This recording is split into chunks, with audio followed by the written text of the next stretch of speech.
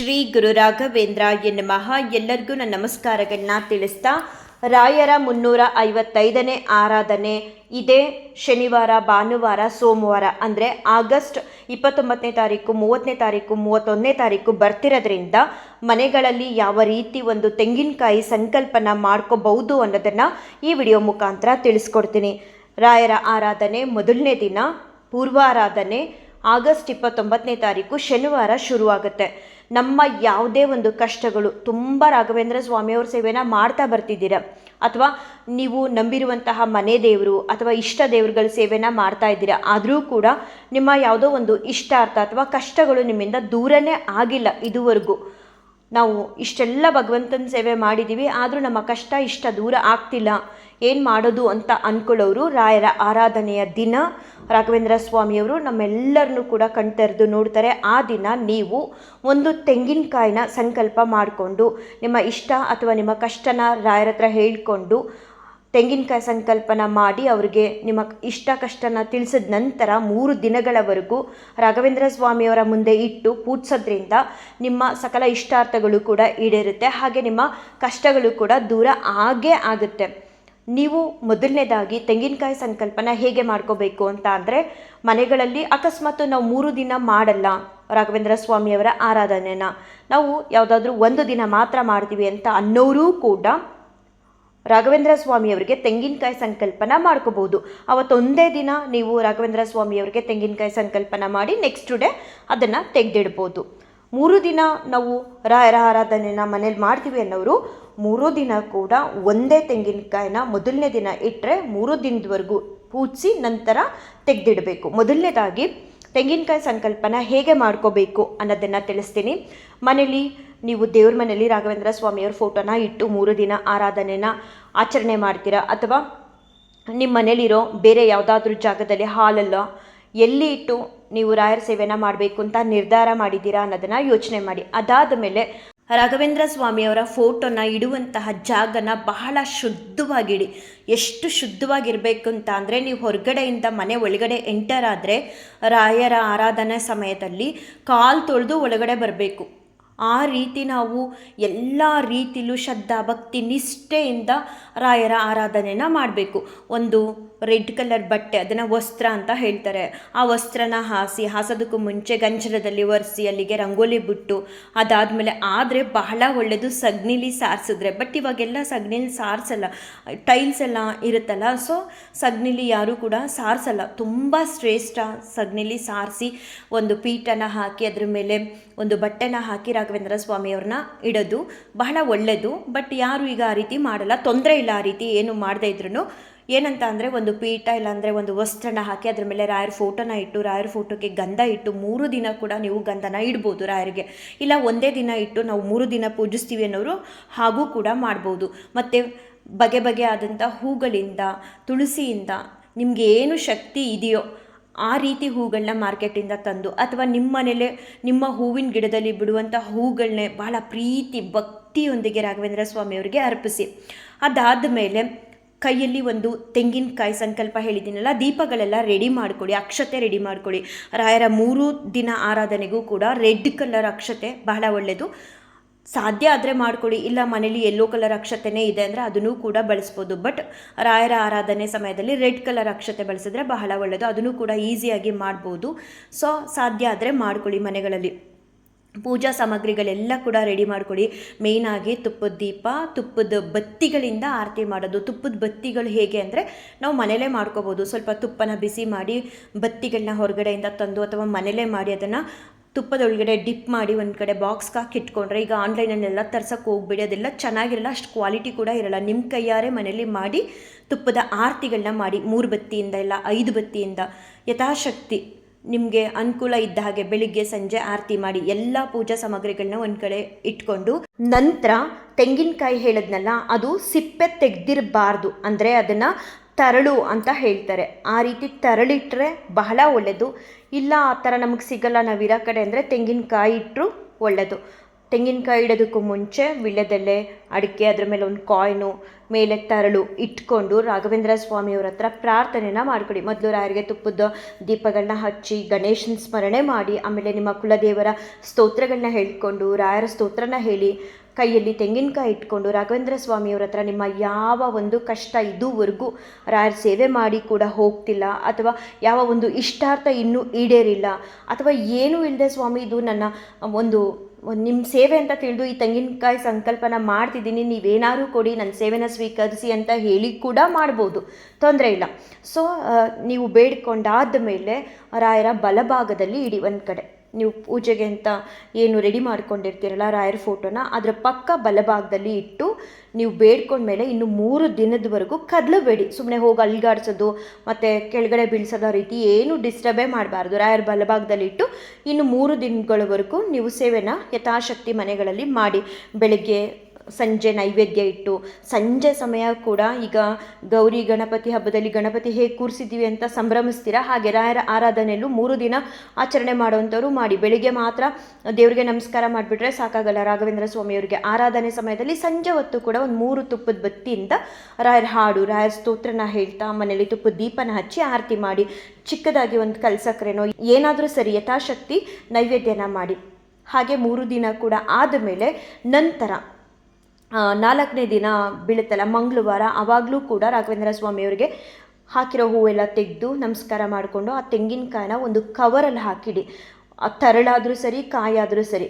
ಅದು ನೀವು ನೆಕ್ಸ್ಟ್ ಮಂತ್ರಾಲಯಕ್ಕೆ ಹೋದಾಗ ಅಥವಾ ನಿಮ್ಮೂರಲ್ಲಿ ಹರಿಯುತ್ತಿರುವಂತಹ ನೀರಿಗೆ ನೀವು ಬೇಡ್ಕೊಂಡಿದ್ದು ಈಡೇರಿದ ತಕ್ಷಣ ಅಥವಾ ನಿಮ್ಮ ಕಷ್ಟ ಪರಿಹಾರದ ತಕ್ಷಣ ಹೋಗಿ ಹರಿಯೋ ನೀರಿಗೆ ಬಿಟ್ಟು ಬರ್ಬೋದು.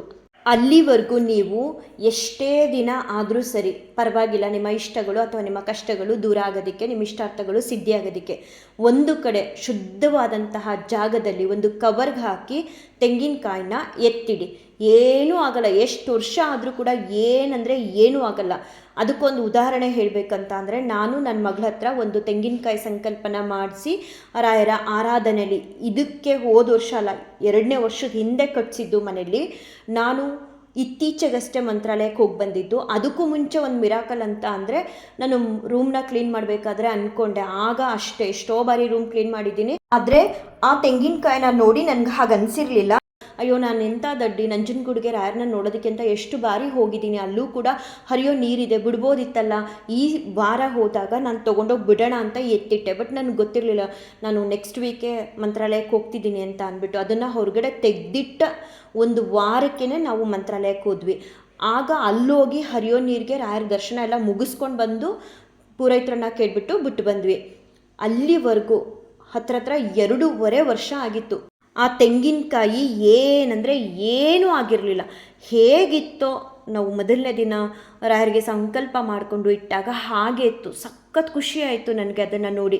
ಅಬ್ಬಾ ಎಂಥ ಮಹಿಮೆ ರಾಯರ್ದು ಅಂತ ಹೇಳಿ. ಸ್ವಲ್ಪ ಕೂಡ ಕೊಳ್ತಂಗಾಗೋದು ಅಥವಾ ಬಿರುಕುಬಿಟ್ಟಂಗಾಗೋದು ಆ ರೀತಿ ಏನೂ ಆಗಿರಲಿಲ್ಲ. ಮತ್ತು ನಾನು ಚೆನ್ನಾಗಿ ನೆನಪಿದೆ, ಹರಿಯೋ ನೀರಿಗೆ ಬಿಟ್ಟು ಬಂದಾಗಲೂ ಮತ್ತು ಮನೆಯಿಂದ ತೊಗೊಂಡು ಹೋದಾಗಲೂ, ಹಾಗೆ ಅವಳಿಗೆ ಮೊದಲನೇ ದಿನ ತೆಂಗಿನಕಾಯಿ ಸಂಕಲ್ಪ ಮಾಡಿಸಿದಾಗಲೂ ಕಟ್ಟಿದ್ದು ನಾವು ತರಳಲ್ಲ ಸಂಕಲ್ಪ ಮಾಡಿ ರಾಯರಿಗೆ ಮುಂದೆ ಕಾಯಿಟ್ಟು ಪೂಜಿಸಿದ್ದು ತೆಂಗಿನಕಾಯಿ. ಕೆಲವರು ತರಳನ್ನು ಇಡ್ಬೋದು, ನಾನಿಟ್ಟಿದ್ದು ಸಿಪ್ಪೆ ಸುಲಿದಿರುವಂತಹ ಒಂದು ತೆಂಗಿನಕಾಯಿ. ಅದು 2.5 ವರ್ಷ ಆದರೂ ಕೂಡ ಸ್ವಲ್ಪ ಕೂಡ ಕೆಡ್ದ ಹಾಗೆ ಇತ್ತು ಮನೇಲಿ. ಅದು ರಾಯರ ಮಹಿಮೆ, ಅದು ರಾಯರ ಶಕ್ತಿ. ಎಷ್ಟೋ ಜನ ಅನುಮಾನಿಸ್ತಾರೆ ಕೆಲವೊಂದೊಂದು ಸಲ, ಹಾಗಾಗುತ್ತಾ ಹೀಗಾಗುತ್ತಾ ಅಂತ. ಅದೆಲ್ಲ ನಂಬಿಕೆ ಮೇಲೆ ಆಧಾರ ಆಗಿರುತ್ತೆ. ಮತ್ತು ನಮ್ಮ ಮನೇಲಿ ಇರೋ ತೆಂಗಿನಕಾಯಿ ಏನೂ ಆಗಿರಲಿಲ್ಲ. ನಾವು ಈಗ ರೀಸೆಂಟಾಗಿ ಮಂತ್ರಾಲಯಕ್ಕೆ ಹೋಗಿ ಬಂದಾಗ ಸ್ಟಾರ್ಟಿಂಗ್ ಹೋಗಬೇಕು ಅನ್ನೋದು ಕೂಡ ನನಗೆ ಗೊತ್ತಿರಲಿಲ್ಲ. ತುಂಗಭದ್ರಾ ನದಿ ಯಾವ ಸೈಡ್ ಇದೆ ಅಂತ ಸುಮ್ಮನೆ ಹೋಗಿ ಫಸ್ಟು ಮಂಚಾಲಮ್ಮ ರಾಯರನ್ನ ನೋಡಬೇಕಂತ ಹೇಳಿ ಒಂದು 5-6 ಬಾರಿ ನೋಡಿಕೊಂಡೆ. ನೆಕ್ಸ್ಟ್ ಡೇ ಏಕಾದಶಿ ದಿನ ಪೂರೈತರು ಹೋಗಬೇಡಿ ಅಂದ್ರೂ, ಇಲ್ಲ ಸರ್ ನಾವು ಹರಿಯೋ ನೀರಿಗೆ ಬಿಡಬೇಕು ಅಂತ ಹೇಳಿಬಿಟ್ಟು ಹೋಗಿ ಬಿಟ್ಟು ಬಂದ್ವಿ. ಏನೂ ಆಗಿರಲಿಲ್ಲ ಅಲ್ಲಿವರೆಗೂ. ಸೊ ನೀವು ಮನೇಲಿ ಒಂದು ಶುದ್ಧವಾದಂತಹ ಜಾಗದಲ್ಲಿ ಇಡಿ. ಪೂಜೆ ಎಲ್ಲ 3 ದಿನ ಆಗಿ ತೆಗೆದ ಮೇಲೆ ನೀವು ಯಾವಾಗ ಮಂತ್ರಾಲಯಕ್ಕೆ ಹೋಗ್ತೀರಾ ಅಥವಾ ನಿಮ್ಮ ಇಷ್ಟಾರ್ಥಗಳು ಬೇಗನೆ ಈಡೇರಿದ್ರೆ, ಈಗ ಈ ವಾರ ರಾಯರ ಆರಾಧನೆಯಲ್ಲಿ ಏನೋ ಒಂದು ಕೋರಿಕೆನ ಕೇಳಿಕೊಂಡು ತೆಂಗಿನಕಾಯಿ ಸಂಕಲ್ಪನ ಮಾಡಿರ್ತೀರ. ಮುಂದಿನ ವಾರನೇ ನಿಮ್ಮ ಇಷ್ಟಾರ್ಥ ಸಿದ್ಧಿಯಾಗುತ್ತೆ ಅಂತ ಅಂದ್ಕೊಡಿ. ಆಗ ತೊಗೊಂಡೋಗಿ ನಿಮ್ಮ ಊರಲ್ಲಿ ಹತ್ತಿರ ಇರುವಂತಹ ನದಿಗಳಿಗೆ ಬಿಟ್ಟು ಬನ್ನಿ, ತುಂಬಾ ಒಳ್ಳೆಯದು. ಇಲ್ಲ ನಿಮ್ಮ ಕಷ್ಟಗಳು ಕೇಳ್ಕೊಂಡಿರ್ತೀರ, ಸಡನ್ನಾಗಿ ನೀವು ಕೇಳ್ಕೊಂಡ ತಕ್ಷಣವೇ ಕೆಲವೇ ದಿನಗಳಲ್ಲಿ ಆಗೋಯ್ತು ಅಂದರೆ ಆಗಲೂ ಕೂಡ ಆ ತೆಂಗಿನಕಾಯಿನ ತೊಗೊಂಡೋಗಿ ಹರಿಯೋ ನೀರಿಗೆ ಬಿಟ್ಟು ಬನ್ನಿ. ಇಲ್ಲ ನಿಮ್ಮ ಕಷ್ಟ ಆಗಲಿ ಇಷ್ಟ ಆಗಲಿ ಬೇಗ ಈಡೇರಲಿಲ್ಲ ಅಂತ ಅಂದರೆ, ಅಥವಾ ನಿಮ್ಮ ಕಷ್ಟ ದೂರ ಆಗಲಿಲ್ಲ ಅಂತ ಅಂದರೆ ಏನು ಮಾಡಿ ಅಂತ ಅಂದರೆ, ಒಂದು ಕಡೆ ತೆಂಗಿನಕಾಯಿನ ಕವರ್ಗೆ ಹಾಕಿ ಇಟ್ಟಿರಿ. ನೀವು ಯಾವಾಗ ನಿಮ್ಮ ಇಷ್ಟ ಕಷ್ಟಗಳು ಈಡೇರುತ್ತೋ ಅಥವಾ ನಿಮ್ಮ ಕಷ್ಟಗಳು ದೂರ ಆಗುತ್ತೋ ಆ ಸಮಯದಲ್ಲಿ ಮಂತ್ರಾಲಯಕ್ಕಾಗಿ ಹೋದಾಗ ಅಥವಾ ಹರಿಯೋ ನೀರಿರೋ ಜಾಗಕ್ಕೆ ಅಂತ ನೀವೇನಾದರೂ ಹೋದಾಗ ಆ ತೆಂಗಿನಕಾಯಿ ತೊಗೊಂಡೋಗಿ ಬಿಟ್ಟು ಬನ್ನಿ. ರಾಯರಿಗೆ ಒಂದು ಧನ್ಯವಾದಗಳನ್ನ ತಿಳಿಸಿ. ಕೆಲವರು ಹೇಳ್ತಾರೆ ಇಲ್ಲ ತೆಂಗಿನಕಾಯಿನ ನಾವು ಓಪನ್ ಮಾಡಿ ಅದರಲ್ಲಿ ಸಿಹಿ ಮಾಡಿ ತಿನ್ನಬೇಕು ಅಂತ. ಬಟ್ ಅದಷ್ಟು ಒಳ್ಳೆಯದಲ್ಲ. ಯಾಕಂತ ಅಂದರೆ ಈಗ ಮನೆಯಲ್ಲಿ ಸಾಮಾನ್ಯವಾಗಿ ಕೆಲವ್ರ ಮನೆಯಲ್ಲಿ ಶುಕ್ರವಾರ ಮಂಗಳವಾರ ಕಳಸಕ್ಕೆ ಅಂತ ಅಥವಾ ಶ್ರಾವಣ ಶನಿವಾರ ಕಳಸಕ್ಕೆ ಅಂತ ತೆಂಗಿನಕಾಯಿನ ಇಟ್ಟು ಪೂಜೆ ಮಾಡ್ತಾರೆ. ಅಲ್ಲಿ ಯಾವ ಒಂದು ಇಷ್ಟಾರ್ಥನೂ ಕೂಡ ಕೇಳ್ಕೊಳ್ಳಲ್ಲ ಅಥವಾ ಅವರ ಯಾವುದೋ ಒಂದು ಕಷ್ಟನೂ ಕೂಡ ಹೇಳ್ಕೊಳ್ಳಲ್ಲ. ಏನದು ತೆಂಗಿನಕಾಯಿನ ಕಳಸಕ್ಕಿಟ್ಟು ನಾವು ನಮ್ಮ ಮನೆ ದೇವರು ಅಥವಾ ನಮ್ಮ ಇಷ್ಟ ದೇವರು ಅಂತ ಹೇಳಿ ಕಳಸದಲ್ಲಿ ನಾವು ಪೂಜೆನ ಮಾಡಿ ಭಗವಂತನ ಪ್ರೀತ್ಯರ್ಥರನ್ನಾಗಿ ಮಾಡುವಂಥ ಒಂದು ಪ್ರಯತ್ನನ ಮಾಡ್ತೀವಿ. ಮನೇಲಿ ಕಳಸ ಇಟ್ಟು ಬಹಳ ಒಳ್ಳೆಯದು ಅಂತ ಹೇಳಿ. ಸೊ ಪೂಜೆಲ್ಲ ಆದಮೇಲೆ ಆ ತೆಂಗಿನಕಾಯಿನ ಒಡೆದು ಸಿಹಿ ಮಾಡಿ ಮನೆ ಮಂದಿ ಎಲ್ಲ ತಿಂತಾರೆ. ಆದರೆ ಈ ಸಂಕಲ್ಪದ ಕಾಯಿ ಅಂತ ಬಂದಾಗ ಆ ರೀತಿ ಆಗಲ್ಲ. ಯಾಕಂತ ಅಂದರೆ ನಾವು ಆ ಕಾಯಿನ ಕೈಯಲ್ಲಿ ಇಟ್ಕೊಂಡು ನಮ್ಮ ಕಷ್ಟ ಹೇಳಿರ್ತೀವಿ ಅಥವಾ ನಮ್ಮ ಒಂದು ಇಷ್ಟಾರ್ಥಗಳನ್ನ ತಿಳಿಸಿರ್ತೀವಿ. ಸೊ ಆ ಕಷ್ಟಗಳಾಗಲಿ ಆ ಇಷ್ಟಾರ್ಥಗಳಾಗಲಿ 2-3 ದಿನದಲ್ಲೇ ಈಡೇರಿರೋದಿಲ್ವಲ್ಲ, ಅದನ್ನು ಒಡೆದು ಸಿಹಿ ಮಾಡಿ ತಿನ್ನೋದಕ್ಕೆ. ಸೊ ಆ ಕಾರಣಕ್ಕೆ ನಾನು ಹೇಳೋದು, ನಿಮ್ಮ ಕಷ್ಟಗಳು ದೂರ ಆಗಿಲ್ವಾ ಪರವಾಗಿಲ್ಲ, ನಿಮ್ಮ ಇಷ್ಟಾರ್ಥಗಳು ಸಿದ್ಧಿ ಆಗಿಲ್ವಾ ಪರವಾಗಿಲ್ಲ, ನಿಮ್ಮ ಮನೇಲಿ ಯಾರಿಗೂ ಕೂಡ ಭಾರ ಆಗಲ್ಲ. ರಾಘವೇಂದ್ರ ಸ್ವಾಮಿ ಅವರಿಗೆ ತೆಂಗಿನಕಾಯಿ ಸಂಕಲ್ಪ ಮಾಡಿರೋದು ಒಂದು ಕಡೆ ಶುದ್ಧವಾಗಿರುವಂತಹ ಜಾಗದಲ್ಲಿ ಕವರ್ ಕಟ್ಟಿ ಇಡಿ. ಇನ್ ಕೇಸ್ ಈಗ ಕೆಲವರಿಗೆ ಪ್ರಶ್ನೆ ಬರ್ಬೋದು, ಏನಾದರೂ ಮೈಲ್ಗೆ ಬಂತು ಅಂದರೆ ಮನೆಗೆ ಏನು ಮಾಡೋದು ಅಂತ. ಅಂಥ ಸಮಯದಲ್ಲಿ ತೊಗೊಂಡೋಗಿ ಹರಿಯೋ ನೀರಿಗೆ ಬಿಟ್ಟು ಬನ್ನಿ. ನಿಮ್ಮ ಕಷ್ಟಗಳು ದೂರ ಆಗಿರಲಿ ಅಥವಾ ಆಗಿಲ್ಲದೆ ಇರಲಿ, ನಿಮ್ಮ ಇಷ್ಟಾರ್ಥಗಳು ಸಿದ್ಧಿ ಆಗಿರಲಿ ಅಥವಾ ಆಗಿಲ್ಲದೆ ಇರಲಿ, ನೀವು ಮನೆಗೆ ಯಾವುದಾದ್ರೂ ಒಂದು ಮೈಲ್ಗೆ ಬಂದರೆ ಆ ಸಮಯದಲ್ಲಿ ತೆಂಗಿನಕಾಯಿನ ಇಟ್ಕೊಳ್ದೆ ಹರಿಯೋ ನೀರಿಗೆ ಬಿಟ್ಟು ಬನ್ನಿ. ಅದನ್ನು ಬಿಟ್ಟು ನಾವು ಸಂಕಲ್ಪ ಮಾಡಿ ಇಟ್ಟಿರುವಂತಹ ತೆಂಗಿನಕಾಯಿಯಲ್ಲಿ ಸಿಹಿ ಮಾಡಿ ತಿನ್ನೋದು ಅಷ್ಟು ಒಳ್ಳೆಯದಲ್ಲ. ಯಾಕಂದರೆ ನಮ್ಮ ಕಷ್ಟ ಕೇಳ್ಕೊಂಡಿರ್ತೀವಿ, ಕಾಯಿ ಹಿಡ್ಕೊಂಡು ಆ ಕಷ್ಟನ ಒಡೆದು ಅಥವಾ ಆ ಕಷ್ಟ ನಮ್ಮಿಂದ ದೂರ ಆಗಿರಲ್ಲ. ಅಷ್ಟು ಬೇಗ ಅದನ್ನು ಒಡೆದು ಸಿಹಿ ಮಾಡಿ ತಿಂದರೆ ಗೊತ್ತಿಲ್ಲ, ನಿಮ್ಮ ಯೋಚನೆಗೆ ಬಿಟ್ಟಿದ್ದು, ನಿಮ್ಮ ನಿರ್ಧಾರಕ್ಕೆ ಬಿಟ್ಟಿದ್ದು. ಬಟ್ ನನ್ನ ವೇ ಆಫ್ ಥಿಂಕಿಂಗ್ ಇದೇ ರೀತಿ ಇರೋದು. ಏನಂತ ಅಂದರೆ, ಕಳಸದ ಪೂಜೆಗೆ ಇಟ್ಟಂತಹ ತೆಂಗಿನಕಾಯಿನ ಸತ್ಯನಾರಾಯಣ ಸ್ವಾಮಿ ಪೂಜೆದಾಗಿರ್ಬೋದು ಅದರಲ್ಲಿ ಸಿಹಿ ಮಾಡಿ ಮನೆ ಮಂದಿ ಎಲ್ಲ ತಿನ್ನಬೇಕು. ಅದೇ ನಾವು ಸಂಕಲ್ಪ ಅಂತ ಮಾಡಿಕೊಂಡು ಇಟ್ಟು ಪೂಜೆ ಮಾಡಿದಂತಹ ತೆಂಗಿನಕಾಯಿಲಿ ಯಾವುದೇ ರೀತಿ ಸಿಹಿ ಮಾಡಬಾರ್ದು, ತೊಗೊಂಡೋಗಿ ಅದನ್ನು ಹರಿಯೋ ನದಿಗೆ ಬಿಡಬೇಕು ಅಂತ. ಅದೇ ಪ್ರಕಾರ ನಾನು ನನ್ನ ಮನೇಲಿ 2.5 ವರ್ಷ ಹತ್ರ ಒಂದು ತೆಂಗಿನಕಾಯಿನ ಇಟ್ಟಿದ್ದೆ. ಅದು ಯಾವುದೇ ರೀತಿ ಕೆಟ್ಟೋಗೋದಾಗಲಿ ಬಿರುಕು ಬಿಡೋದಾಗಲಿ ಏನಂದರೆ ಏನೂ ಕೂಡ ಆಗಿರಲಿಲ್ಲ. ನಾನು ಯಾವುದೊಂದು ಕೂಡ ರಾಘವೇಂದ್ರ ಸ್ವಾಮಿಯವರು ತೋರಿಸ್ಕೊಟ್ಟಂಥ ದಾರಿಲಿ ನಡೆಯುವಂಥ ಪ್ರಯತ್ನ ಮಾಡ್ತೀನಿ. ಅದರಿಂದ ನನಗೆ ಯಾವುದೇ ರೀತಿ ತೊಂದರೆಗಳಾಗಲಿ ಅಥವಾ ಅದರಿಂದ ನನಗೇನೋ ಸಮಸ್ಯೆ ಬರೋದಾಗಲಿ ಆಗಿಲ್ಲ. ಸೊ ಆ ಕಾರಣಕ್ಕೆ ನೋಡಿ, ನಾನು ಎರಡೂ ರೀತಿ ಕೂಡ ನಿಮಗೆ ತಿಳಿಸಿ ಹೇಳಿದ್ದೀನಿ. ನಿಮ್ಮ ಮನಸ್ಸಿಗೆ ಇನ್ ಕೇಸ್ ಇಲ್ಲಪ್ಪ ನಾವು ತೆಂಗಿನಕಾಯಿನ ಸಂಕಲ್ಪ ಮಾಡಿರೋದನ್ನು ಒಡೆದು ಅದರಲ್ಲಿ ಸಿಹಿ ಮಾಡಿ ನಾವು ಮನೆ ಮಂದಿ ಎಲ್ಲ ತಿಂತೀವಿ, ಅದರಲ್ಲಿ ಕಷ್ಟಗಳನ್ನೇ ಹೇಳ್ಕೊಂಡಿರಲಿ ಅಥವಾ ನಮ್ಮ ಇಷ್ಟಾರ್ಥಗಳನ್ನೇ ಹೇಳ್ಕೊಂಡಿರಲಿ, ಅದು ಸಿದ್ಧಿ ಆಗಿರಲಿ ಅಥವಾ ನಮ್ಮ ಕಷ್ಟಗಳು ದೂರ ಆಗಿಲ್ಲದೆ ಇದ್ದರೂ ಪರವಾಗಿಲ್ಲ ಅಂತ ಅನ್ನೋರು ನಿಮ್ಮ ಇಚ್ಛೆಗೆ ಬಿಟ್ಟ ಹಾಗೆ ನೀವು ಮಾಡ್ಬೋದು. ಇದರಿಂದ ಏನು ರಾಘವೇಂದ್ರ ಸ್ವಾಮಿಯವರು ನಿಮ್ಮನ್ನು ಒಂದು ಕಷ್ಟ ಕೊಟ್ಟು ನಿಮಗೆ ಶಿಕ್ಷಿಸೋದಿಲ್ಲ ಅಥವಾ ಒಂದು ದೋಷ ಕೂಡ ಸುತ್ತಕೊಳ್ಳಲ್ಲ. ಬಟ್ ನೀವೇ ಯೋಚನೆ ಮಾಡಿದಾಗ ಯಾವುದು ಸರಿ ಯಾವುದು ತಪ್ಪು ಅನ್ನೋ ಒಂದು ಅರ್ಥ ನಿಮಗೆ ಮನಸ್ಸಿಗೆ ಬರುತ್ತೆ. ಇಲ್ಲ ಇನ್ ಕೇಸ್ ಇನ್ನೂ ಗೊಂದಲ ಇದೆ, ಈ ತೆಂಗಿನಕಾಯಿ ಏನು ಮಾಡಬೇಕು, ಮನೇಲಿ ಅಷ್ಟು ದಿನ ಹೇಗಿಡಬೇಕು, ಇನ್ ಕೇಸ್ ಕೊಳತೋದ್ರೆ, ಈ ರೀತಿ ನಾನಾ ರೀತಿ ನಿಮ್ಮಲ್ಲಿ ಯೋಚನೆಗಳು ಬಂದರೆ ಒಂದು ಕೆಲಸ ಮಾಡಿ, ನಿಮ್ಮೂರಲ್ಲಿರುವಂತಹ ರಾಯರ ಮಠಗಳಿಗೆ ಹೋಗ್ಬಿಟ್ಟು ಅಲ್ಲಿರುವಂತಹ ಅರ್ಚಕರನ್ನು ಕೇಳಿ ತಿಳ್ಕೊಳ್ಳಿ. ಅವ್ರು ಏನು ಸಜೆಷನ್ ಮಾಡ್ತಾರೆ ಅದೇ ರೀತಿ ಮಾಡಿ ಅಷ್ಟೆ. ಒಟ್ಟಿನಲ್ಲಿ ರಾಘವೇಂದ್ರ ಸ್ವಾಮಿಯವರ ಆರಾಧನೆ ಸಮಯದಲ್ಲಿ ರಾಯರು ನಮ್ಮನ್ನೆಲ್ಲರನ್ನೂ ಕೂಡ ಕಣ್ತೆರೆದು ನೋಡ್ತಿರ್ತಾರೆ. ಅಂತಹ ಸಮಯದಲ್ಲಿ ಒಂದೇ ಒಂದು ಸಂಕಲ್ಪ ಮಾಡಿಕೊಂಡು ನಮ್ಮ ಇಷ್ಟಾರ್ಥಗಳನ್ನ ಸಿದ್ಧಿಸ್ಕೋಬಹುದು ಅಥವಾ ನಮ್ಮ ಕಷ್ಟಗಳನ್ನ ದೂರ ಮಾಡ್ಕೋಬಹುದು ಅಂತ ಅಂದರೆ ಅದು ತೆಂಗಿನಕಾಯಿ ಸಂಕಲ್ಪ. ಸಾವಿರಾರು ಭಕ್ತರು ಈ ಒಂದು ಸಂಕಲ್ಪನ ಈ ರಾಯರ ಆರಾಧನೆ ಸಮಯದಲ್ಲಿ ಮಾಡ್ತಾರೆ. ಯಾರಿಗೆಲ್ಲ ಶಕ್ತಿ ಇದೆಯೋ, ಭಕ್ತಿ ಇದೆಯೋ, ಶಕ್ತಿ ಇರಲಿ ಭಕ್ತಿ ಇಲ್ಲದೆ ಇರಲಿ, ಸ್ವಾಮಿ ಹತ್ರ ಇಷ್ಟು ದಿನ ನೀವು ಸೇವೆ ಮಾಡಿರಲಿ ಮಾಡಿಲ್ಲದೆ ಇರಲಿ, ಈ ಒಂದು ರಾಯರ ಆರಾಧನಾ ಸಮಯದಲ್ಲಿ ನೀವು ಭಕ್ತಿಯಿಂದ ಬೇಡಿಕೊಂಡು ರಾಯರಿಗೆ ತೆಂಗಿನಕಾಯಿ ಸಂಕಲ್ಪನ ಮಾಡಿದ್ದೇ ಆದರೆ ಖಂಡಿತ ನಿಮ್ಮ ಇಷ್ಟಾರ್ಥಗಳೇ ಆಗಿರಲಿ ಅಥವಾ ನಿಮ್ಮ ಕಷ್ಟ ಕಾರ್ಪಣ್ಯಗಳನ್ನೇ ಆಗಿರಲಿ, ರಾಘವೇಂದ್ರ ಸ್ವಾಮಿಯವರು ನಿಮಗೆ ಕಷ್ಟಗಳನ್ನ ದೂರ ಮಾಡಿ ಇಷ್ಟಾರ್ಥಗಳನ್ನ ಕೊಟ್ಟು ಅನುಗ್ರಹ ಮಾಡೇ ಮಾಡ್ತಾರೆ. 100ಕ್ಕೆ 100 ಸತ್ಯ. ಹಾಗೆ ರಾಯರ ಆರಾಧನೆಯ ಸಮಯದಲ್ಲಿ ನೀವು ಇನ್ನೂ ಮಾಡ್ಬೋದಾದಂತಹ ಸೇವೆಗಳು ಏನಂತ ಅಂದರೆ, ಹೆಜ್ಜೆ ನಮಸ್ಕಾರ ಮಾಡ್ಬೋದು, ಪ್ರದಕ್ಷಿಣೆ ನಮಸ್ಕಾರನ ಮಾಡ್ಬೋದು. ಹಾಗೆ ಮನೆಗಳಲ್ಲಿ ಈಗ ಮಠಗಳಲ್ಲಿ ತುಂಬ ಜನ ಇರ್ತಾರೆ, ನೀವು ಆದಷ್ಟು ಬೇಗ ಹೋದರೆ ರಾಯರಿಗೆ ಅಲಂಕಾರ ಆಗಿರುತ್ತೋ ಇಲ್ವೋ ಅದು ತಿಳಿದು ನೋಡ್ಕೊಳ್ಳಿ. ಬಿಡುವು ಇರುವಂತಹ ಸಮಯದಲ್ಲಿ ಹೋಗಿ ಹೆಜ್ಜೆ ನಮಸ್ಕಾರ ಅಥವಾ ಪ್ರದಕ್ಷಿಣೆ ನಮಸ್ಕಾರನ ಮಾಡಿ. ಅಲ್ಲಿ ಎಲ್ಲ ರೀತಿಯಲ್ಲೂ ವ್ಯವಸ್ಥೆ ಇದ್ದರೆ ಎಷ್ಟೇ ರಶ್ ಇದ್ದರೂ ಕೂಡ ಈ ಪ್ರದಕ್ಷಿಣೆ ನಮಸ್ಕಾರ ಹೆಜ್ಜೆ ನಮಸ್ಕಾರಕ್ಕೆ ಡಿಸ್ಟರ್ಬ್ ಆಗಲ್ಲ. ಇನ್ ಕೇಸ್ ಜನ ಜಾಸ್ತಿ ಇದ್ದು ಈ ಹೋಗೋರಿಗೆ ಬರೋರಿಗೆ ಒಂದೇ ಬಾಗಿಲಿದ್ರೆ ಸ್ವಲ್ಪ ಇಕ್ಕಟ್ಟಾದಂಗಾದಾಗ ನಿಮ್ಮ ಒಂದು ಸೇವೆಗೆ ತೊಂದರೆ ಆಗುತ್ತೆ. ಸೊ ಅದನ್ನೆಲ್ಲ ನೋಡಿಕೊಂಡು ನೀವು ಪ್ರದಕ್ಷಿಣೆ ನಮಸ್ಕಾರ ಹೆಜ್ಜೆ ನಮಸ್ಕಾರನ ಮಾಡಿ. ಅಥವಾ ರಾಘವೇಂದ್ರ ಸ್ವಾಮಿಯವರ ನಾಮಸ್ಮರಣೆನ ರಾಯರ ಮಠದಲ್ಲೇ ಕೂತು ಯಾವುದಾದ್ರೂ ಒಂದು ಮೂಲೆಯಲ್ಲಿ ಇಷ್ಟು ಬಾರಿ ಹೇಳ್ತೀನಿ ಅಂತ ಅಂದ್ಕೊಂಡ್ರೆ ಅಷ್ಟು ಬಾರಿ ಕೂತು ಹೇಳಿ ಬನ್ನಿ. ಅಥವಾ ರಾಯರ ನಾಮಸ್ಮರಣೆನ 3 ದಿನ ಈ ರಾಯರ ಆರಾಧನೆ ಸಮಯದಲ್ಲಿ ಇಷ್ಟು ಬಾರಿ ಬರಿತೀನಿ ಅಂತ ಸಂಕಲ್ಪ ಮಾಡಿಕೊಂಡ್ರೆ ಅಥವಾ ಅದೊಂದು ಸೇವೆ ರೂಪವಾಗಿ ನೀವು ತಗೊಂಡ್ರೆ ಅದನ್ನೂ ಕೂಡ ಮಾಡ್ಬೋದು. ಮತ್ತು ಯಾರಿಗಾದರೂ ಕೂಡ ಬಡ ವಿದ್ಯಾರ್ಥಿಗಳಿಗೆ ಅಥವಾ ಬಡ ಮಕ್ಕಳಿಗೆ ಅಥವಾ ಅನಾಥ ಮಕ್ಕಳಿಗೆ ಅಥವಾ ಕಷ್ಟದಲ್ಲಿರೋರಿಗೆ ನಿಮ್ಮ ಕೈಲಾದಷ್ಟು ಸಹಾಯನ ನೀವೇ ಸ್ವತಃ ಖುದ್ದಾಗಿ ಮಾಡಿ. ಯಾರೋ ಕಲೆಕ್ಟ್ ಮಾಡ್ತಿರ್ತಾರೆ ರಾಯರ ಆರಾಧನೆ ನಾವು ಈ ರೀತಿ ಪೂಜೆ ಮಾಡ್ತೀವಿ ಅಥವಾ ಈ ರೀತಿ ದಾನ ಧರ್ಮ ಮಾಡ್ತೀವಿ ಅಂತ ಅನ್ನೋರಿಗೆ ದುಡ್ಡು ಕೊಟ್ಟು ಕಳ್ಕೊಳ್ಳೋದಕ್ಕೆ ಹೋಗ್ಬೇಡಿ. ನಿಮ್ಮ ಹತ್ರ 10 ರೂಪಾಯಿ ಇರಲಿ 20 ರೂಪಾಯಿ ಇರಲಿ ಅಥವಾ 1000 ರೂಪಾಯಿ ಇರಲಿ, ನೀವೇ ಸ್ವತಃ ಖುದ್ದಾಗಿ ಹೋಗಿ ದಾನ ಧರ್ಮ ಅಂತ ರಾಘವೇಂದ್ರ ಸ್ವಾಮಿಯವ್ರ ಹೆಸರಲ್ಲಿ ಮಾಡಿ. 10 ರೂಪಾಯಿ ಇದ್ರೆ ಒಂದು ಪೆನ್ ಅಂತೂ ಬಂದೇ ಬರುತ್ತೆ, 10 ರೂಪಾಯಿ ಇದ್ರೆ ಒಂದು ಚಾಕ್ಲೇಟ್ ಅಂತೂ ಬಂದೇ ಬರುತ್ತೆ. ನಿಮ್ಗೆ ಯಾರು ಕೊಡಬೇಕು ಅಂತ ಅನಿಸುತ್ತೋ ಅದನ್ನು ರಾಘವೇಂದ್ರ ಸ್ವಾಮಿಯವ್ರ ಹೆಸರು ಹೇಳಿ ಅಂಥವ್ರಿಗೆ ಕೊಟ್ಟು ಬನ್ನಿ. 10 ರೂಪಾಯಿಗೆ ಬುಕ್ಸು ಏನು ಬೇಕಾದರೂ ನೀವು ತಗೊಂಡು ಹೋಗಿ ಕೊಟ್ಟು ಬಂದರೆ ಬಹಳ ಒಳ್ಳೆಯದು. ಬರುತ್ತೆ 10 ರೂಪಾಯಿಗೂ ಬರುತ್ತೆ, 10,000 ರೂಪಾಯಿಗೂ ಕೂಡ ಬರುತ್ತೆ, 1,000 ರೂಪಾಯಿಗೂ ಬರುತ್ತೆ, 100 ರೂಪಾಯಿಗೂ ಕೂಡ ಬರುತ್ತೆ. ದಾನ ಧರ್ಮ ಅಂತ ರಾಘವೇಂದ್ರ ಸ್ವಾಮಿಯವರ ಹೆಸರಲ್ಲಿ ನಿಮ್ಮ ಕೈಲಾದಷ್ಟು ಮಾಡಿಬನ್ನಿ. ಹಾಗೆ ಮನೇಲೂ ಕೂಡ ಬಹಳ ಶ್ರದ್ಧಾ ಭಕ್ತಿ ಹೇಳಿದ್ನಲ್ಲ, ಮನೆ ಒಳಗಡೆ ಎಂಟರ್ ಆಗಬೇಕಂದ್ರೆ ರಾಯರ ಆರಾಧನಾ ಸಮಯದಲ್ಲಿ ಹೊರಗಡೆಯಿಂದನೇ ಕಾಲು ತೊಳ್ಕೊಂಡು ಬರಬೇಕು. ನಾವೆಲ್ಲೆಲ್ಲೋ ಓಡಾಡ್ಕೊಂಡು ಬಂದಿರ್ತೀವಿ, ಹಾಲಲ್ಲಂತೂ ಕೂರಿಸಿದ್ರೆ ರಾಘವೇಂದ್ರ ಸ್ವಾಮಿಯವ್ರನ್ನ 3 ದಿನ ನೀವು ಬಹಳ ಶುದ್ಧತೆನ ಕಾಪಾಡಬೇಕು. ದೇವ್ರ ಮನೆ ಒಳಗಡೆ ರಾಘವೇಂದ್ರ ಸ್ವಾಮಿಯವ್ರ ಸೇವೆನ ನೀವು 3 ದಿನ ಮಾಡ್ತಿದ್ರೆ ಪರವಾಗಿಲ್ಲ, ಬಾತ್ರೂಮ್ಗೆ ಹೋಗಿ ಅಥವಾ ಟೆರೆಸ್ ಮೇಲೆ ಹೋಗಿ ಕಾಲು ತೊಳ್ಕೊಂಡು ಬರ್ಬೋದು.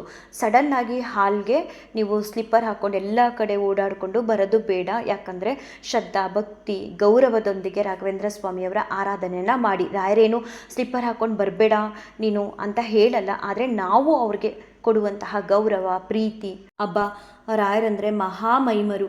ಸೊ ಅವ್ರಿಗಾಗಿ ನಾವು ಕೈಲಾದಷ್ಟು ಸೇವೆ ಶ್ರದ್ಧೆ ಭಕ್ತಿ ಗೌರವನ ಕೊಟ್ಟು ರಾಯರ ಆರಾಧನೆನ ಮಾಡೋಣ ಅನ್ನೋ ಒಂದು ಉದ್ದೇಶದಿಂದ ಈ ಒಂದು ವಿಚಾರನ ತಿಳಿಸಿದ್ದೀನಿ. ಕೆಲವ್ರಿಗೆ ಇನ್ನೊಂದು ರೀತಿ ಡೌಟ್ ಬರ್ಬೋದು. ಈಗ ತೆಂಗಿನಕಾಯಿ ಸಂಕಲ್ಪನ ಮೊದಲನೇ ದಿನ ಮಾಡಿರ್ತೀವಿ, ನೆಕ್ಸ್ಟ್ ಡೇಗೆ ನಾವು ರಜಾ ಆಗಿಬಿಡ್ತೀವಿ, ಏನು ಮಾಡೋದು ಅಂತ ಅನ್ನೋರಿಗೆ ಈ ಒಂದು ಉತ್ತರ. ಏನು ನೀವು ತಲೆ ಕೆಡಿಸ್ಕೋಬೇಡಿ, ಹೀಗಾಗೋಯ್ತಲ್ಲ, ಅಯ್ಯೋ ನಾನೇನೋ ತಪ್ಪು ಮಾಡಿಬಿಟ್ನೇನೋ ಅದಕ್ಕೆ ಹೀಗಾಗೋಗ್ಬಿಡ್ತು, ಅದಕ್ಕೆ ರಾಯರು ಹೀಗೆ ಮಾಡಿಬಿಟ್ರು ಅಂತೆಲ್ಲ ಏನು ಯೋಚನೆ ಮಾಡಬೇಡಿ.